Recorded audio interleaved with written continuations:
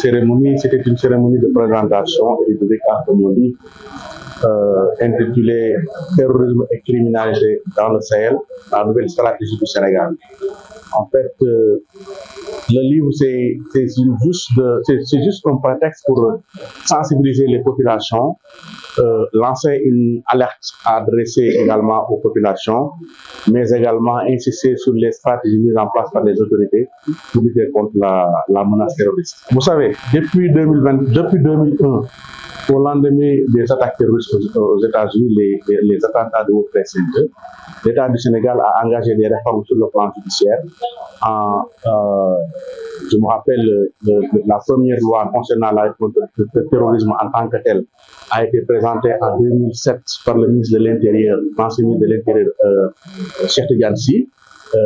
Des réformes ont été apportées et par la suite, il y a des structures dédiées qui ont été créées vraiment pour prendre en charge cette question, cette problématique-là. Donc, l'État du Sénégal, de ce point de vue-là, a fait beaucoup d'efforts en termes de réforme, en termes de recrutement, en termes d'acquisition de matériel, en termes de formation et de coopération avec les autres pays partenaires pour lutter contre la menace. Je n'ai pas tellement insisté sur les problèmes politiques. J'ai juste insisté sur le fait que la menace terroriste ou la violence de manière générale concerne exclusivement les jeunes, et les jeunes également sont non seulement ciblés par les recruteurs terroristes, mais également les jeunes sont ciblés par les acteurs politiques qui les enrôlent dans leurs manifestations. Et le terrorisme, à chaque fois quand on parle de terrorisme, les gens pensent à l'islam, mais il y a un terrorisme par rapport au discours politique, il y a un terrorisme par rapport au comportement de certains jeunes, il y a un terrorisme parce que le terrorisme, c'est tout acte qui empêche au bon fonctionnement des institutions et qui installe la terreur dans la société. Donc, c'est de ce point de vue-là, que j'ai voulu quand même faire ce livre-là pour, comme je l'ai dit, mobiliser et sensibiliser les populations. Oui, en fait, d'abord, je suis parti d'un constat que le niveau de pauvreté dans certaines régions au Sénégal, surtout les régions qui sont situées au niveau des frontières, et cette pauvreté-là a créé un basculement des populations, surtout des jeunes, vers les centres urbains comme Dakar et Thiès. Et maintenant, les jeunes qui sont concentrés dans certaines régions, vous n'êtes pas sans savoir aujourd'hui, le département le plus pauvre du Sénégal, c'est le département de Keur-Massar avec 53 000 pauvres. Comme vous l'avez vu, ce basculement des populations des zones rurales vers les centres-villes a créé le phénomène des Jakarta. Il y a un boom des Jakarta au Sénégal. Les Jakarta sont non seulement utiles vraiment pour la mobilité urbaine et les transports et certaines activités, mais les agresseurs également utilisent ces mêmes outils pour faire des opérations. Vous n'êtes pas sans savoir également ce qui se passe à Dakar. À chaque après-midi, si vous allez au niveau des plages, vous voyez des jeunes entre 17 ans et 18 ans qui espèrent pouvoir gagner leur vie en devenant des lutteurs.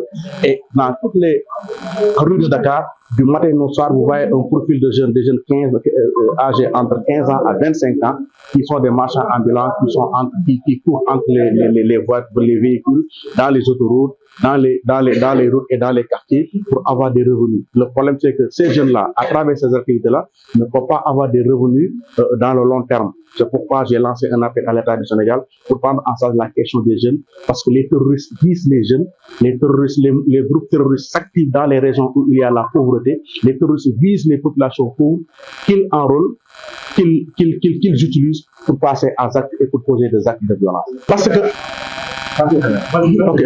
tout simplement, d'abord, si vous faites la remarque, le Mali est contaminé. Le Mali fait frontière au Sénégal.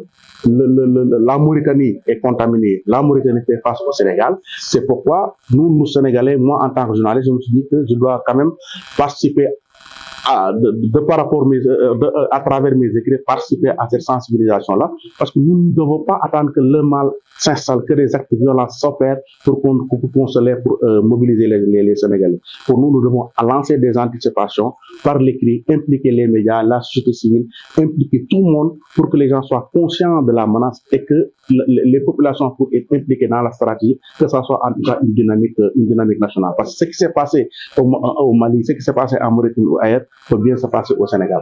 J'ai écrit mon premier livre, c'était Criminalité organisée dans le Sahel, utilisation des numériques et politiques de prévention. Parce que là, j'avais remarqué effectivement que les jeunes, comment les outils numériques, comment les applications, les téléphones portables, les ordinateurs sont utilisés par des individus pour commettre des délits, pour commettre des fautes, pour commettre du mal.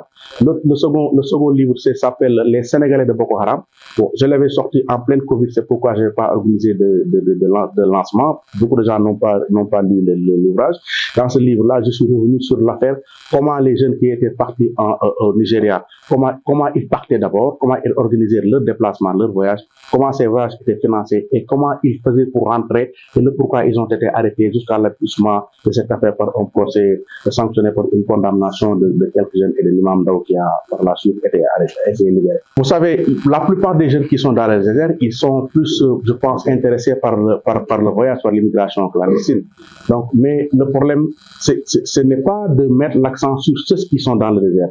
Là, le problème, c'est d'essayer de voir le pourquoi ils quittent chez eux pour traverser le désert pour aller vers d'autres pays.